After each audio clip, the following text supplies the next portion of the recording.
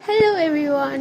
সেদিনকে শনিবার ছিল, একটু বেরিয়েছিলাম বিকেলবেলা ফিশ ফ্রাই খাওয়ার জন্য। এই যে এই ছোটো দোকানটা থেকে, এটা আমার খুব ফেভারিট একটা দোকান। এখানে অনেক রকমের ফ্রাইড আইটেমস পাওয়া যায়, বাট আমার ফেভারিট হচ্ছে এখানকার ফিশ ফ্রাই।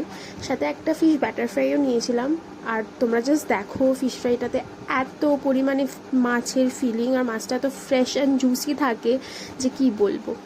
তো ফিশ ফ্রাইটা হচ্ছে 9 আউট অফ 10 ফর মি, আর ব্যাটার ফ্রাইটা হচ্ছে ঠিকঠাক 7 আউট অফ 10 যদি বলি। ব্যাটার ফ্রাইটাতে মানে compare to the fish fry, batter ফ্রাইটা ইজ প্রিটি ব্ল্যান্ড, তো ওটা ঠিকঠাক।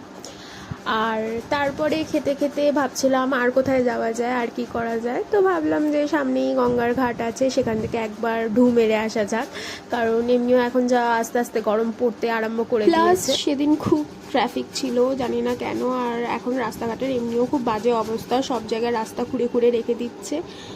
যাই হোক, আমরা গঙ্গার পাড়ে গেলাম, গিয়ে ওইখানে আমি একটা ছোটো চিকেনজি খেয়েছি, কারণ খুব তেষ্টা পেয়েছিল।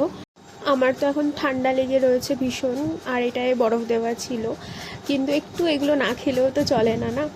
তো তারপরে ওইখানে বসে বসে আমরা গল্প করলাম অনেকক্ষণ, কিছুক্ষণ চুপচাপ বসে বসে। ওই পারে ফর সাম রিজনস ওখানে সবসময় বাজি ফাটতে থাকে, তো সেইগুলো বসে বসে দেখলাম, নেচারটাকে উপভোগ করলাম। তারপরে বাড়ির পথে রওনা দিলাম। খুব সুন্দর একটা সন্ধে কাটালাম। তো টাটা, বাই বাই, আবার পরের ব্লগে দেখা হবে।